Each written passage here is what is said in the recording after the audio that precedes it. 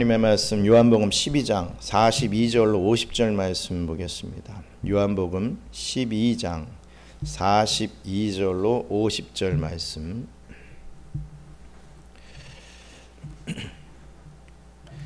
(42절로 50절) 말씀 함께 한 목소리로 봉독하겠습니다. 그러나 관리 중에도 그를 믿는 자가 많되 바리새인들 때문에 드러나게 말하지 못하니 이는 출교를 당할까 두려워함이라. 그들은 사람의 영광을 하나님의 영광보다 더 사랑하였더라. 예수께서 외쳐 이르시되 나를 믿는 자는 나를 믿는 것이 아니요 나를 보내신 이를 믿는 것이며 나를 보는 자는 나를 보내신 이를 보는 것이니라. 나는 빛으로 세상에 왔나니 무릇 나를 믿는 자로 어둠에 거하지 않게 하려 함이로라. 사람이 내 말을 듣고 지키지 아니할지라도 내가 그를 심판하지 아니하노라. 내가 온 것은 세상을 심판하려 함이 아니요 세상을 구원하려 함이로라. 나를 저버리고 내 말을 받지 아니하는 자를 심판할 이가 있으니 곧 내가 한 그 말이 마지막 날에 그를 심판하리라. 내가 내 자의로 말한 것이 아니요 나를 보내신 아버지께서 내가 말할 것과 이를 것을 친히 명령하여 주셨으니 나는 그의 명령이 영생인 줄 아노라. 그러므로 내가 이르는 것은 내 아버지께서 내게 말씀하신 그대로니라 하시니라. 아멘. 오늘 참된 믿음을 가졌는가? 라고 하는 그 질문 앞에 오늘 말씀을 묵상하면서 정말 나는 참된 믿음을 가지고 있는 자인가를 다시 한번 되돌아보는 그런 복된 시간 되길 원합니다. 말씀드렸다시피 요한복음 1장부터 12장까지는 표적의 책이라고 했습니다. 7가지의 표적을 통해서 예수님이 어떤 분이신가를 계시하고 있는 것을 우리는 잘 알고 있지요. 그러면서 12장 말미에 예수님의 공생의 사역에 대해서 정리하고 있습니다.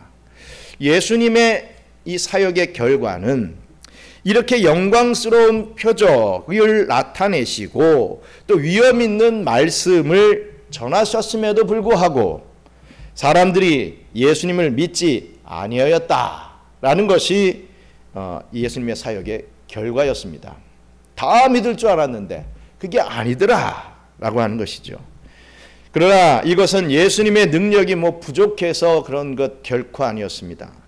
그리고 이것이 예수님의 사역 실패를 보여주는 것도 결코 아니었죠. 이러한 결과는 구약 이사야 선지자의 말씀에 예언된 그대로였던 것을 우리는 살펴봤습니다.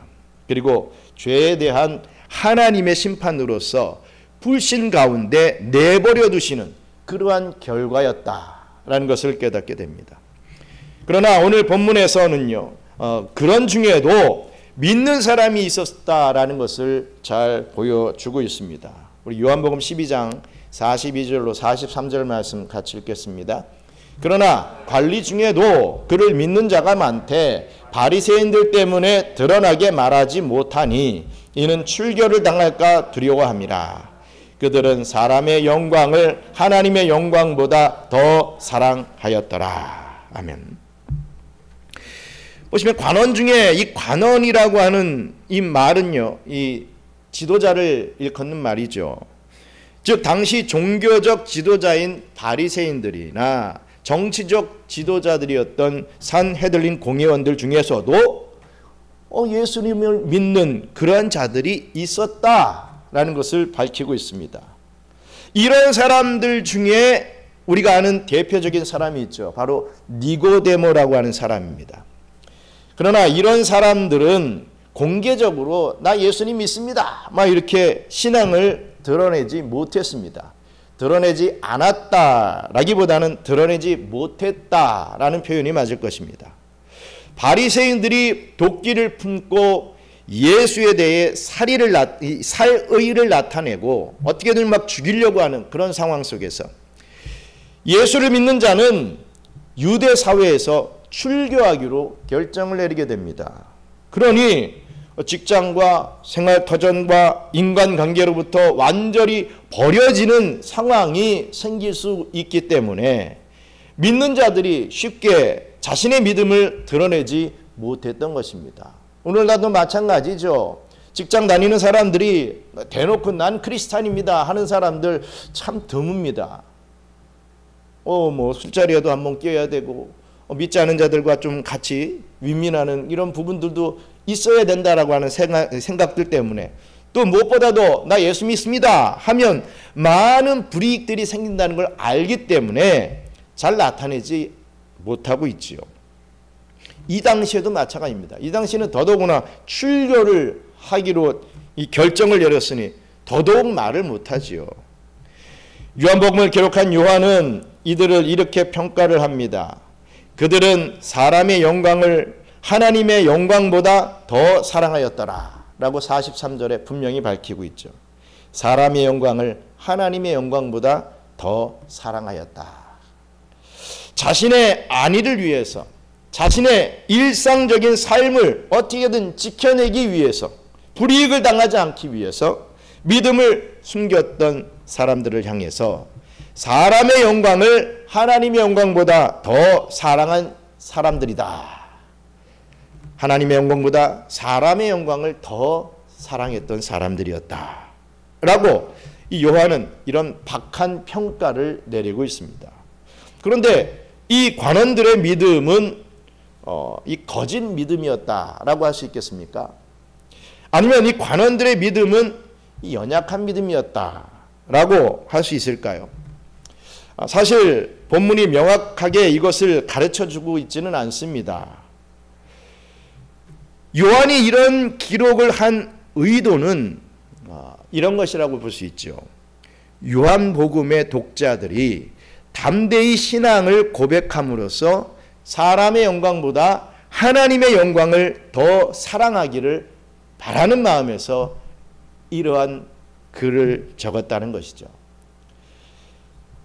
저들은 하나님의 영광보다 사람의 영광을 더 사랑했던 사람들이야 하고 비난하는 그런 글이기보다는 사람의 영광보다 하나님의 영광을 더 사랑하는 사람으로 좀 더 변화받았으면 하는 그러한 마음에서 이러한 권면의 말씀을 했다라고 보는 것이 맞을 것입니다.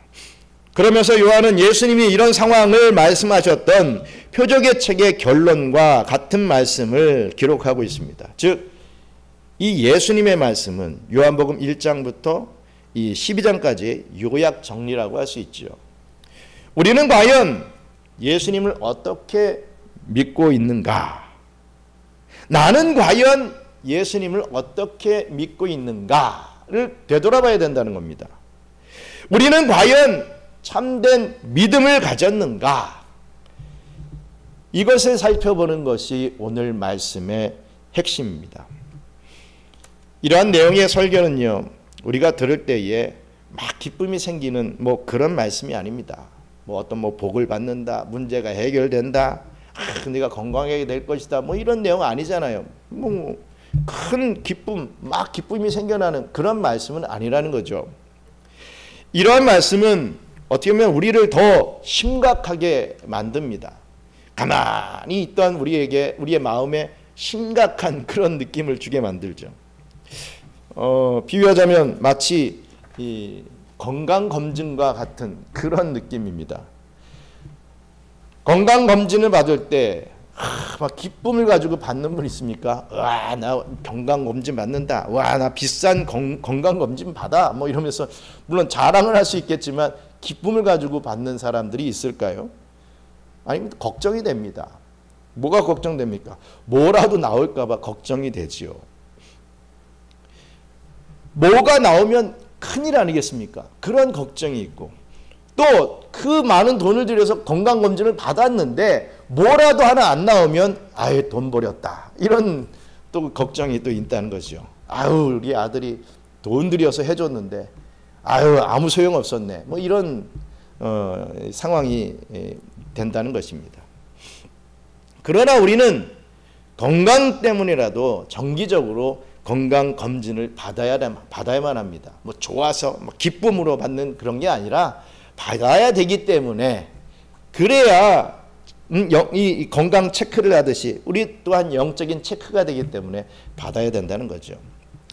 마찬가지입니다. 우리는 성경 말씀을 통해 우리의 영적 건강을 점검해 봐야 합니다. 그러므로 우리는 이 믿음을 부끄럽게 생각하지 아니하고 기쁨과 감사 속에서 정말 자랑스럽게 내가 고백하고 있는가, 그것을 스스로 점검해보는 복된 시간 되기를 주님의 이름으로 축원합니다. 첫째로, 예수님을 믿는 것이 하나님을 믿는 것이다. 내가 이것을 믿고 있느냐, 이거죠. 요한복음 12장 44절로 45절 같이 읽겠습니다.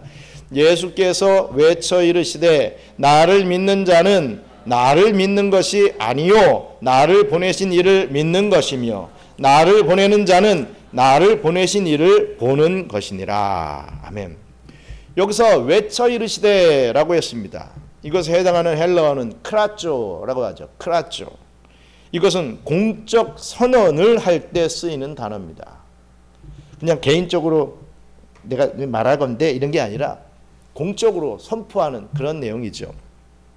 예수님은 공적으로 자신을 믿는 것이 하나님을 믿는 것이다 라고 정의 내리고 있습니다. 예수님을 보는 것이 하나님을 보는 것이다, 이렇게 말씀하고 있는 것입니다. 예수 자신과 하나님을 어떻게 동일시 지금 시키고 있습니다. 예수님은 반복적으로요, 이 요한복음에서만 해도 여러 번에 걸쳐서 하나님과 자기를 동일시하는 부분들을 우리는 잘 보게 됩니다. 요한복음 10장 30절에도 나와 아버지는 하나이니라 하신대 라고 분명히 말씀하고 있습니다. 나와 아버지는 하나다, 이런 말을 하고 계셔요. 삼위일체 교리에 대해 어느 정도 이해를 갖고 있고 믿는 우리들은 이 말씀이 우리들에게 크게 걸림돌이 되지 않습니다. 당연하지, 그렇지, 맞지, 맞는 얘기야 할 수 있지요. 그러나 유대인들에게도 그 말씀이 그럴 수 있지, 이렇게 이해가 될까요? 아니라 이거죠. 유대인들이 이 말씀을 들었을 때는 큰 걸림돌이 되는 말씀이었습니다. 왜냐하면 유대인들은 자신들이 하나님을 믿는다는데 전혀 의심 없이 살아가고 있던 사람들이었다는 것입니다. 나는 하나님을 믿어, 의심하지 않았다는 거죠. 나는 유대인이야, 나는 바리새인이야, 난 당연히 하나님을 믿어, 너무나도 당연하고 당당한 그러한 부분이었습니다. 그들에게는 하나님의 율법이 있었죠. 그 율법을 막 쪼개고 해석하고 해석해서 613가지의 율법을 만들어 놓고 그 율법을 나름 성실하게 행하며 살아오던 그런 사람들이 바로 유대인들이었습니다. 바리새인들이었습니다. 그런데 어느 날 갑자기 예수라는 사람이 나타나서 내가 세상을 창조하고 아브라함과 이삭과 야곱에게 언약을 주고 너희를 애굽에서 인도하여 낸 스스로 있는 자다. 즉 에고에임이다 라고 이렇게 예수님이 말씀을 하시는 거예요. 이런 말씀은 유대인들이 가지고 있던 그런 율법주의적인 세계관, 즉 그들의 신앙관을 완전히 뒤집어 놓는 말씀이었던 것입니다. 새롭게 믿어야 할 하나님의 본체가 이들에게 있어서는 또 나타난 거예요. 우리는 하나님을 믿는데 하나님이 또 있어? 이런 경우입니다. 받아들이지 않게 되는 거죠. 나름 로마의 지배 속에서도 나름 믿음을 지켜 신앙생활 잘하고 있다고 믿던 그런 유대인들에게 정말 이 말씀은, 예수님의 이 말씀은 이 원자폭탄과도 같은 그런 말씀이었던 것입니다. 절대로 받아들일 수 없는 그런 말씀이었죠. 요한복음에서 계속 이어지는 긴장이 바로 이 문제입니다. 그래서 요한은 서두부터 이렇게 천명을 하고 있는 것을 우리는 깨달을 수가 있습니다. 요한복음 1장 1절 어떤 말씀이 있습니까? 같이 읽겠습니다. 태초에 말씀이 계시니라. 이 말씀이 하나님과 함께 계셨으니 이 말씀은 곧 하나님이시라. 뜬금없이 이 말씀부터 딱 시작하는 거예요. 물론 어떤 병행 구정으로 해가지고 창세기 1장 1절과 이 요한복음 1장 1절이 똑같이 가고 있는 것을 우리가 그것까지도 우리가 알고 있지만 요한복음의 어떤 그 개념에 있어서는 이것부터 지금 밝히고 간다 이거죠. 뜬금없이 갑자기 마태복음이나 어떤 다른 어떤 복음서하고는 다르게 태초에 말씀이 계시니라 이 말씀부터 지금 하고 있습니다. 요한복음은 1장 1절 이래로 끊임없이 예수님이 하나님이시다 라는 것을 계시하고 있습니다. 정리하자면 하나님을 믿는다고 예수님을 믿는 것이 아니다. 하나님을 믿으면 예수님을 믿는다. 그게 성립되지 않는다는 거죠. 유대인들은 율법에 기록된 하나님을 믿고 그 율법을 행하는 것이 전부다라고 생각하며 살았던 사람들입니다. 그게 믿음이다라고 생각했죠. 그러나 이것은 참된 믿음이 아닌 것입니다. 예수님을 믿는 것이 곧 하나님을 믿는 것임을 분명히 하는 것이죠. 이게 참된 믿음이라는 거죠. 예수님을 믿는 것이 하나님을 믿는 것이다. 이게 바른 말이라는 것입니다. 이것을 우리에게 어떻게 적용할 수 있겠습니까? 우리가 이 교회, 이 지상 교회에 속해 있다고 해서 예수를 믿는 것이 아닐 수도 있다라는 결론까지도 우리가 낼 수가 있습니다. 우리가 교회 다닌다고 해서 다 예수 믿는 것 아니다라는 얘기죠. 예수를 참되게 믿는 것이 하나님을 믿는 것이고 교회에 참되게 속할 수 있는 것입니다. 내가 교회를 열심히 다니고 있다 이 사실이 중요한 게 아니라 내가 그래도 집사고 권사고 내가 장로 아니냐 이게 중요한 게 아니라는 거죠. 중요한 것은 정말 믿음의 본질은 내가 예수를 믿는가 이게 중요하다는 것입니다. 내가 예수를 아는가, 내가 예수를 믿는가, 내가 예수를 정말 사랑하고 있는가, 내가 예수 안에 있는가, 내가 오늘도 예수님과 동행하는 삶을 살고 있는가 이게 중요하다는 거죠. 사탄은요 우리가 교회에 속해 있다는 것으로 우리를 안심하게 만드는 경향이 있습니다. 내가 교회에서 이것도 하고 저것도 하니까 이게 바로 내 믿음의 열매다 이렇게 생각하며 우리를 안심케 만들죠.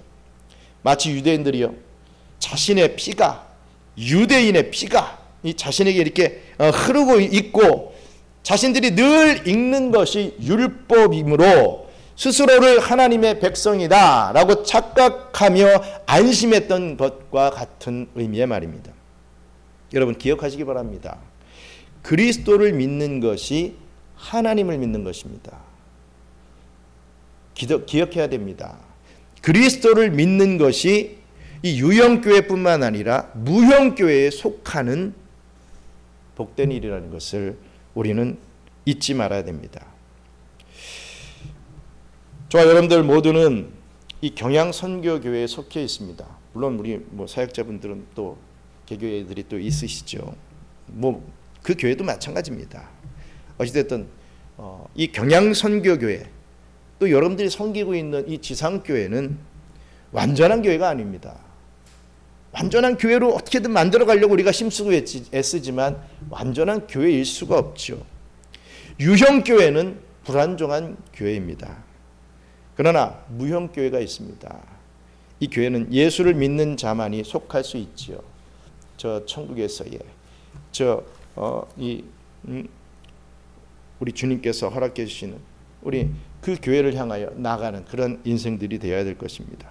이 불안정한 유형교회에서 치고받고 싸우고 서로 사랑하라고 했는데 사랑은커녕 시기하고 욕하고 서로가 서로를 어떻게든 자기 유익을 위해서 해하려고 하는 그런 모습을 보여주는 그런 유형교회에서 시험받고 지지고 볶고 하지 말고 이 유형교회, 이 땅의 교회는 그런 요소가 있을 수밖에 없다는 것을 인정하면서 우리가 더 나은 교회로 서로를 사랑하며 정말 예수를 나의 구주로 믿고 나아가는 그런 교회로 우리가 성장하는 그런 모습을 보여주기를 원합니다. 둘째로 예수님을 구원주로 믿어야 됩니다. 예수님을 구원주로 믿어야 참된 믿음 있는 자라는 거죠. 요한복음 12장 46절로 47절 말씀 같이 읽겠습니다. 나는 빛으로 세상에 왔나니 물은 나를 믿는 자로 어둠에 거하지 않게 하려 함이로라. 사람이 내 말을 듣고 지키지 아니할지라도 내가 그를 심판하지 아니하노라. 내가 온 것은 세상을 심판하려 함이 아니요 세상을 구원하려 함이라. 아멘. 예수님은 자신이 빛으로 세상에 오셨다고 분명히 말씀하셨습니다. 요한복음은 마찬가지로 계속해서 예수 그리스도를 빛으로 계시하고 있습니다. 요한복음 1장 우리 4절 말씀 같이 읽겠습니다. 그 안에 생명이 있으니 이 생명은 사람들의 빛이라. 아멘. 35절, 36절에서도 이 빛에 대한 소개를 하고 있지요. 빛은 진실을 드러내게 하고 우리가 가야 할 길을 비춰줍니다. 캄캄하면 우리가 못 가잖아요. 근데 빛이 있으면 우리가 가야 할 길을 갈 수 있죠. 어두울 때는 모릅니다. 비근한 대로 어두울 때는 바퀴벌레가 있는지 없는지 우리가 잘 볼 수가 없죠. 근데 있을 것 같아. 불을 탁 켰을 때 바퀴벌레가 팍 도망가는 것을 봤을 때 비로소 우리 집에 이렇게 많은 바퀴벌레가 있구나. 이것을 알 수 있지요. 바퀴벌레를 보면 끔찍합니다. 그러나 이 바퀴벌레가 있다는 것을 우리가 발견해야 약을 놓거나 소독을 해서라도 그 바퀴벌레를 없앨 수 있지 않겠습니까? 예수님은 우리가 가야 할 길을 비춰주는 이 진리로 인도하시는 등불, 즉 빛의 역할을 하시는 분이다 라는 것입니다.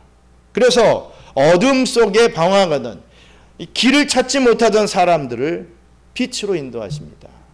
결국 그 빛 가운데, 그 진리 가운데 살게 해 주시는 것이지요.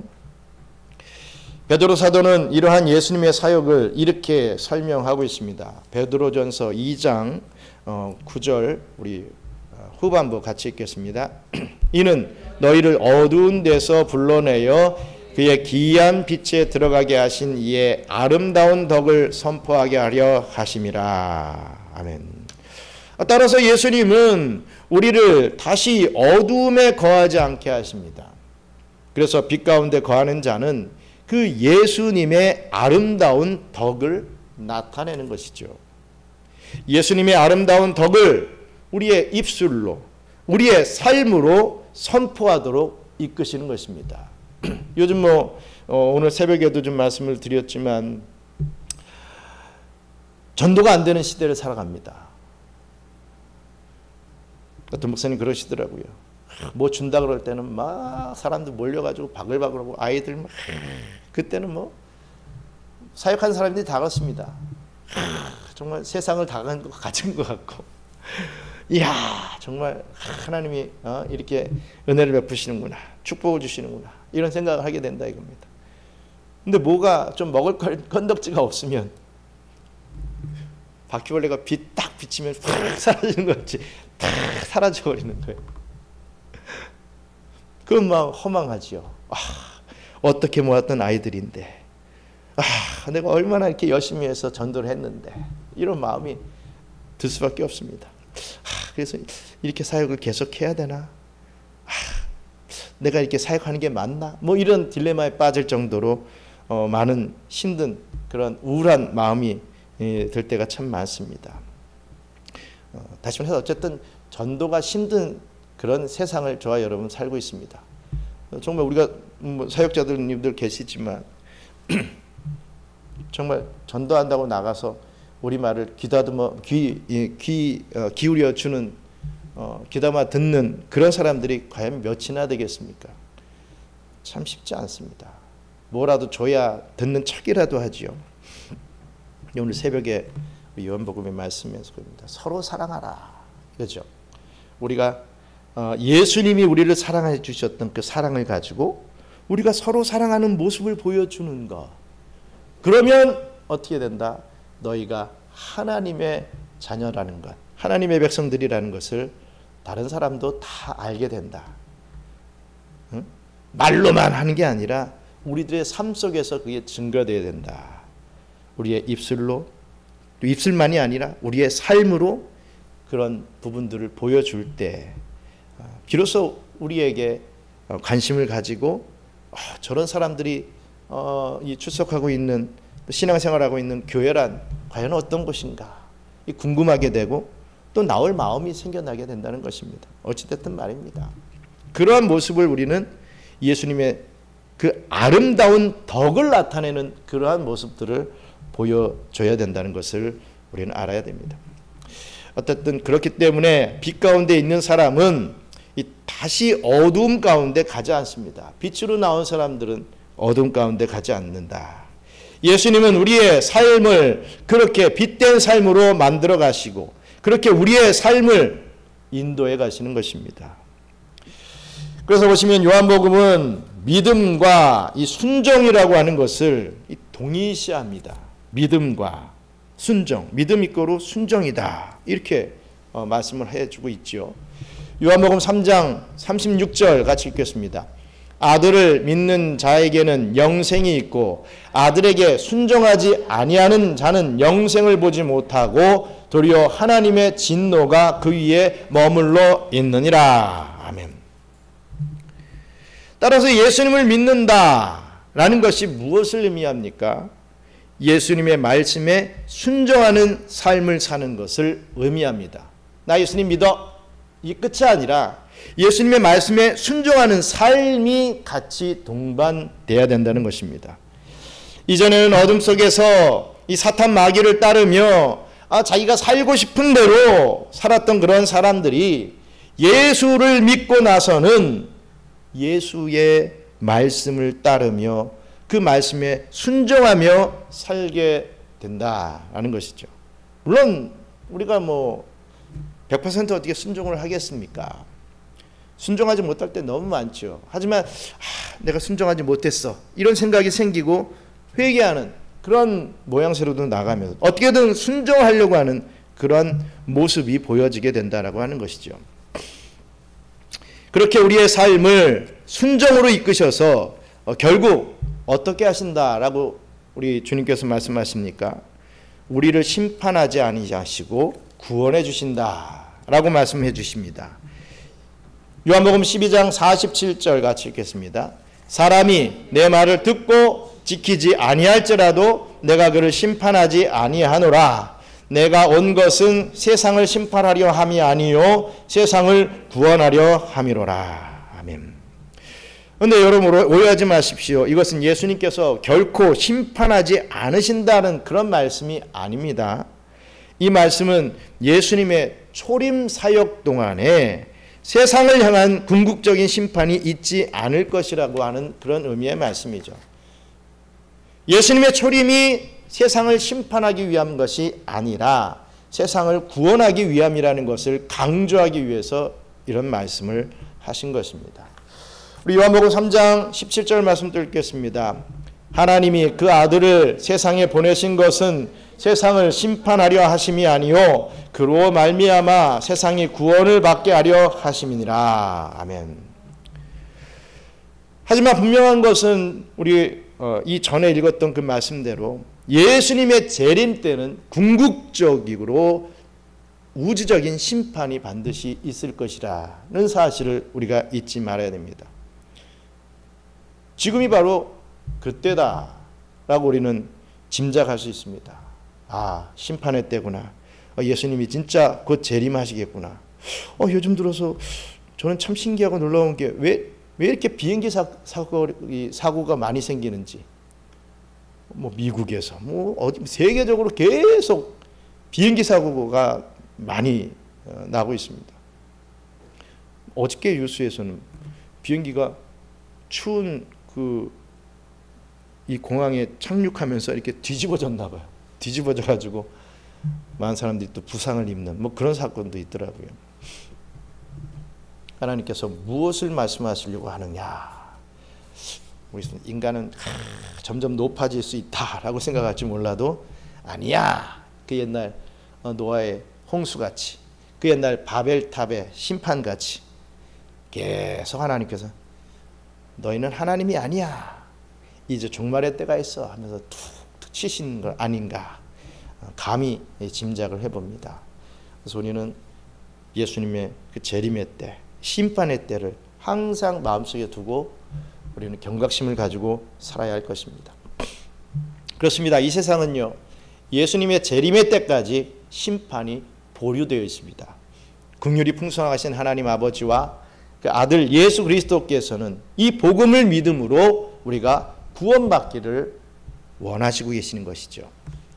예수님은 우리에게 사랑의 덕을 가르쳐 주시기 위해 온 그러한 인류의 어떤 스승 정도가 아닙니다. 오늘날 신비주의자들이 말하는 것처럼 예수님은 우리의 소원을 들어주고 우리의 병을 좀 고쳐주며 우리를 부욕해 만드시기 위해서 온 그런 요술램프의 지인이 같은 존재, 이렇게 주장하지만 절대로 아니라는 것이죠. 교회 나오면 복 받는다, 교회 나오면 병 고침 받는다, 교회 나오면 부자가 된다, 우리 교회 봐라, 부자 교회 아니냐, 우리 성도들 봐라, 얼마나 돈 잘 벌고 있느냐, 우리 교회 속하지 않으면 가난해진다. 말이나 되십니까? 말입니까? 똥입니까? 된장입니까? 그러면 교회 생활, 신앙생활 잘하는데 돈 못 버는 사람들은 뭐 어떻게 하라는 거예요? 뭐 그런 식으로 설교를 하면 정말 다 시험 받습니다. 절대로 그런 거 아니죠. 예수는 믿으면 내가 좀 더 행복해지고 좀 더 잘 살게 되고 좀 더 평강이 있고 좀 더 긍휼이 있고 이런 거 아니라는 거죠. 예수님은 우리를 구원하시기 위해서 이 땅에 오셨습니다. 우리를 믿는 자로 순종케 하시어 우리의 영혼과 우리의 육신을 구원하시기 위해 이 땅에 오신 우리의 구원자이시다. 이게 바로 예수님이시다. 그래서 예수님 외에는 다른 구원자가 없습니다. 예수님께로 말미암지 않고는 결코 아버지께로 갈 자가 결코 없습니다. 왜입니까? 유일한 빛이시기 때문이죠. 그 예수님을 우리는 온전히 믿어야 되는 것입니다. 다른 것 막 부수적인 것, 뭐 광고판, 사인 어떤 그런 거에 정신 팔리지 말고 정말 예수 그리스도 그 자체에 집중할 수 있는 그러한 저와 여러분들 되시기를 간절히 바랍니다. 끝으로 예수님의 말씀을 믿어야 됩니다. 참된 믿음을 가졌는가? 라고 물었을 때 예수님의 말씀을 믿는 자가 참된 믿음을 가진 자라는 것이죠. 요한복음 12장 48절 50절 말씀 같이 읽겠습니다. 나를 저버리고 내 말을 받지 아니하는 자를 심판할 이가 있으니 곧 내가 한 그 말이 마지막 날에 그를 심판하리라.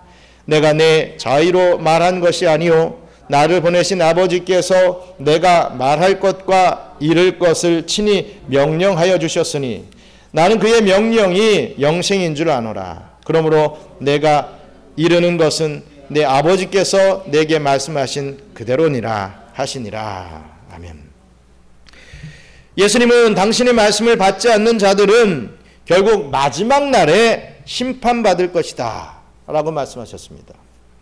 지금 당장 심판은 유보되지만 재림 때에는 예수님의 말씀을 받지 않는 것을 근거로 해가지고 심판받게 될 것이다 라는 것입니다. 우리 구약의 에스겔 선지자는 어떻게 말을 합니까? 에스겔 2장 5절 말씀 같이 읽겠습니다. 그들은 패역한 족속이라 그들이 듣든지 아니 듣든지 그들 가운데에 선지자가 있음을 알지니라. 하나님은 에스겔 선지자에게 그들이 듣든지 아니 듣든지 말씀을 전하라고 하시면서 선지자가 전한 말씀을 근거로 해서 그들은 심판을 받을 것이다 이렇게 말씀했습니다. 영원한 선지자이신 예수님의 말씀을 받지 않은 사람은 영원한 선지자이신 예수님의 말씀을 믿지 않는 사람은 그 불신과 그 불순종의 이유로 결국 개인적 종말을 당할 것이다. 더 나아가 우주적 종말을 통해 심판받게 된다 라고 선포하고 계시는 것입니다. 왜냐하면 예수님의 말씀이 곧 하나님의 말씀이기 때문입니다. 예수님은 우주의 주인이신 아버지의 말씀 그대로를 전하는 선지자이시기 때문입니다. 그러기에 요한복음은 시작부터 예수님을 말씀이다 라고 이렇게 소개를 하고 있지요. 하나님의 뜻을 전하는 말씀이다. 하나님이 어떤 분인지 설명해 주시는 말씀이다. 하나님의 구원의 복음을 전하시는 그 말씀이 예수님의 말씀과 그 사역을 통해서 이루어지기 때문입니다. 예수님은 사역 내내 우리에게 말씀을 주셨습니다. 구약의 예수님에 대해 예언된 말씀, 또 신약 복음서와 선지서에 예수님을 설명한 말씀들, 다 예수에 대한 말씀, 즉 예수님의 말씀들이라는 거죠. 우리 신약 성경을 보시면 보통 이제 성경책에 붉은 인쇄로 이 복음서에 보시면 붉은 글씨로다가 된 부분들이 있죠. 다 예수님이 하신 말씀을 이렇게 빨갛게 해놓은 것입니다. 얼마나 이 붉은 글씨들이 우리 사복음서에 많이 나와 있습니까? 다 말씀하셨다 이거죠. 말씀입니다. 요한복음을 비롯한 성경은 바로 예수님의 말씀 그 자체라는 것입니다. 그런데 예수님은 아버지의 명령을 한마디로 요약을 하십니다. 요한복음 12장 50절 말씀 같이 읽겠습니다. 나는 그의 명령이 영생인 줄 아노라. 아멘. 하나님의 명령이 무엇입니까? 요한복음 12장 36절 전반부도 또 읽겠습니다. 너희에게 아직 빛이 있을 동안에 빛을 믿으라. 그리하면 빛의 아들이 되리라. 뭡니까? 하나님의 명령이 뭡니까? 예수를 믿으라. 이겁니다. 이것은 오직 예수를 믿으라는 얘기죠. 이것은 한가롭게 주시는 말씀이 결코 아닙니다. 믿으면 좀 더 좋아질 거야. 이런 의미의 말씀이 아니죠. 믿으면 더 행복해진다. 너 지금 한 50% 정도 행복하지? 믿으면 100% 행복해질 거야. 이런 류의 말씀이 아닙니다. 믿으면 더 나은 사람이 될 거야. 이런 말씀이 아닙니다. 많은 부모님들이 좀 착각을 하면서 이 교회에 우리 아이들을 보내는 경우들을 참 많이 봅니다. 교회 나오면 그래도 바른 인격의 이 아이들이 되겠지. 뭐라도 성경 말씀 들으면 좀 더 나은 내 아들 내 딸이 될 거야. 뭐 이 정도를 가지고 교회에 출석하게 하고 신앙생활을 하게 하는 그런 정도의 마인드를 가지고 하시는 부모들이 있는데 그러면 안 되죠. 내 아이가 좀 더 나아질 거야. 이런 개념으로 이 교회 나오게 하고 이 말씀 듣고 신앙생활 하게 하는 그 정도가 되면 안 된다 이겁니다. 이 죽느냐 사느냐의 문제죠. 좀 안 좋으냐 나아지냐 좀 불편하냐 좀 편하냐 이런 문제가 아니라는 것입니다. 믿지 않으면 죽는다. 믿어야 산다. 이 문제입니다. 믿지 않으면 좀 인격이 좀 덜 된 사람이 된다. 믿으면 인격이 나아진다. 이런 개념이 아니라는 거죠. 네 삶이 좀 나아진다. 그럼 딴 데 가야죠. 교회가 나와서 뭐 얼마나 세상적인 교육을 시킬 수 있다고요. 우리는 이 예수님의 말씀을 믿어야 영생을 얻습니다. 따라서 이 예수님의 말씀은 성경 전부요 기독교의 전부라는 것 우리가 믿어야 합니다. 그런데 많은 사람들이 예수님의 말씀을 믿기보다도 자기의 신념을 더 믿습니다. 오늘날 더 그러지요. 자기가 믿고 싶은 대로 믿습니다. 자기가 하고 싶은 대로 믿습니다. 내 마음에 드는 말씀을 찾아다닙니다. 교회 쇼핑을 하죠. 한국에서 보십시오. 딱 이사를 하잖아요. 그러면 교회 쇼핑부터 쭉 다닙니다. 교회 건물이 어떤지, 목사는 좀 제대로 된 목사인지, 교회 식당에 밥은 좀 잘 나오는지, 뭐 많은 요소, 자기의 기준을 가지고 교회를 정하죠. 뭐 요즘 뭐 교파가 어떤지, 뭐 개혁주의인지, 뭐 복음주의인지, 뭐 이런 거 거의 따지지 않습니다. 그냥 내가 들을 때 은혜롭고, 목사가 좀 생긴 것도 좀 괜찮고, 말도 좀 핸섬하게 뭔가 이렇게 좀 호감 있게 좀 하고, 사랑을 좀 얘기하면서 나를 좀 위해 주는 것 같고, 뭐 위로를 주고, 뭐 어떤 이런 것만 중심이 된다 이겁니다.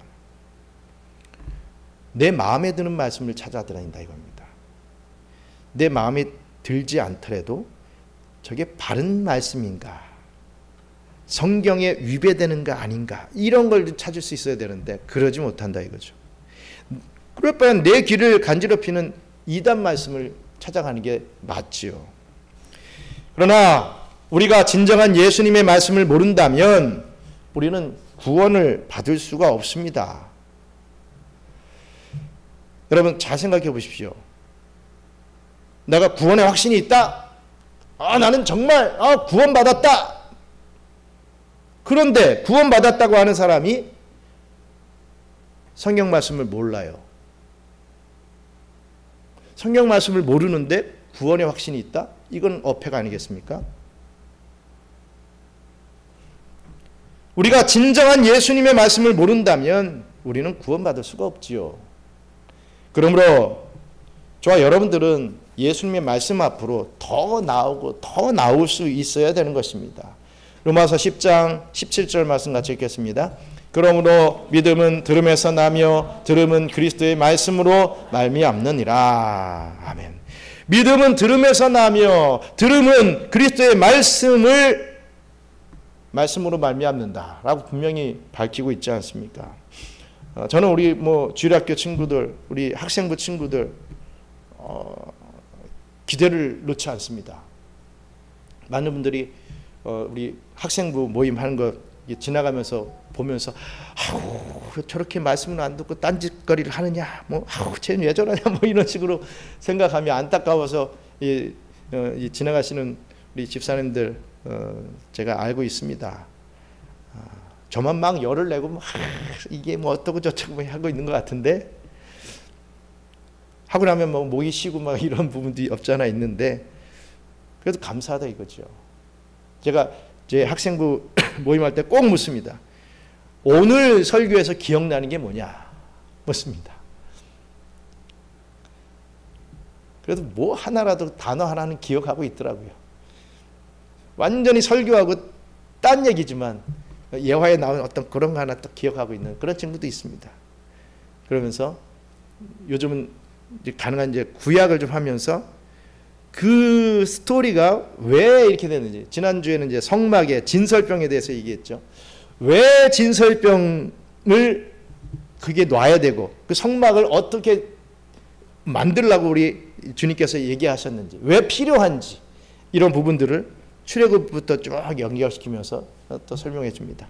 또 다 잊어버리겠지요. 또 얘기합니다.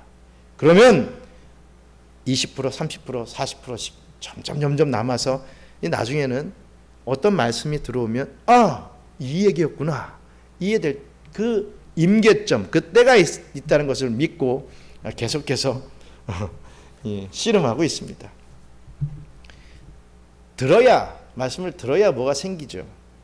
말씀도 안 듣는다라고 해서 포기해버리고 말씀도 안 들려주면 무슨 결과가 있겠습니까?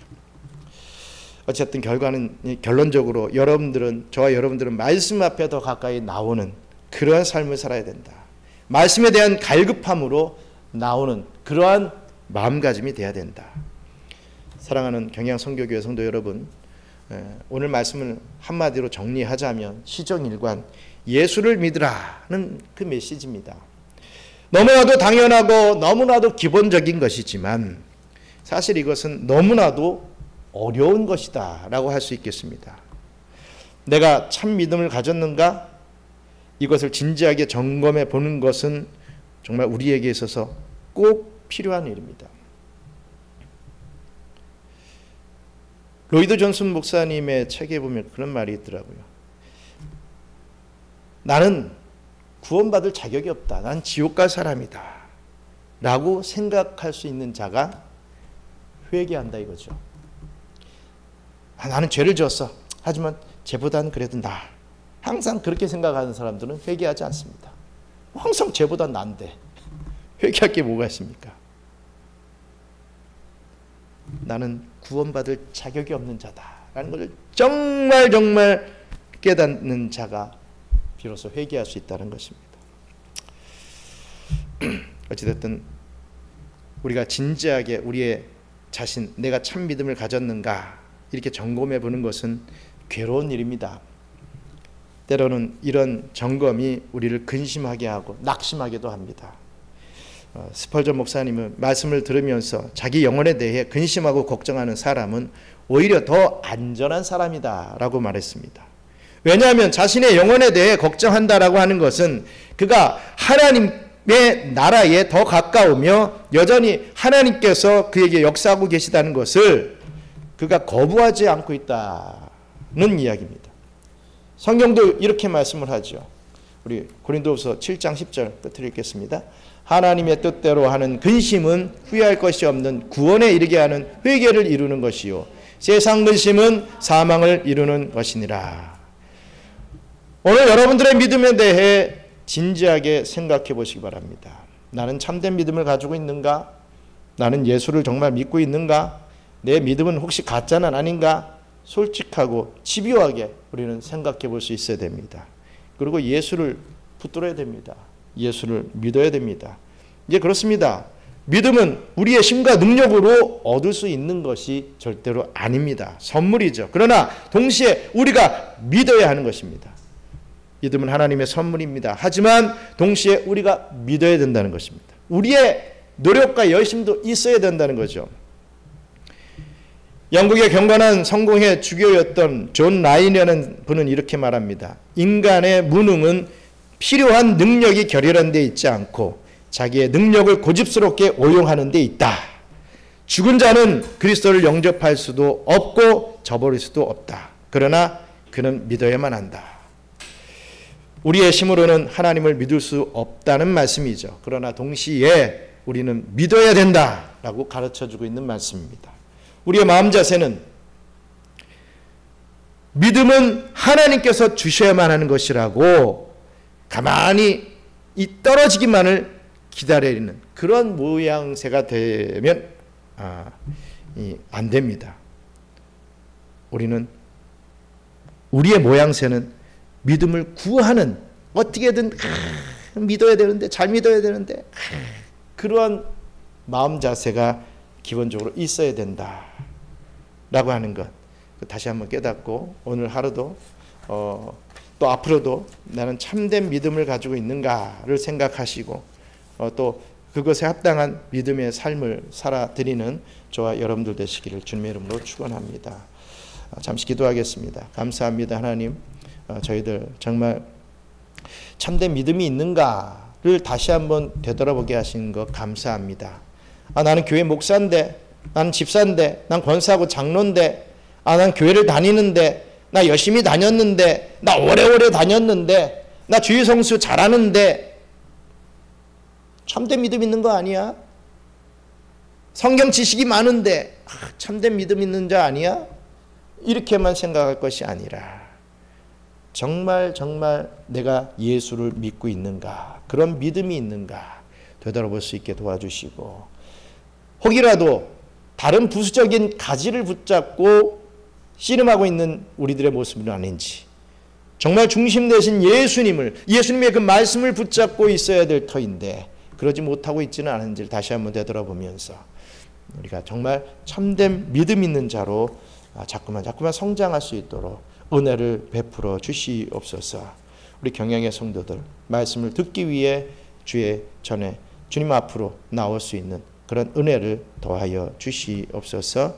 감사를 드리며 모든 말씀 예수님 이름으로 기도드리옵나이다. 아멘. 주기도문을 마치겠습니다.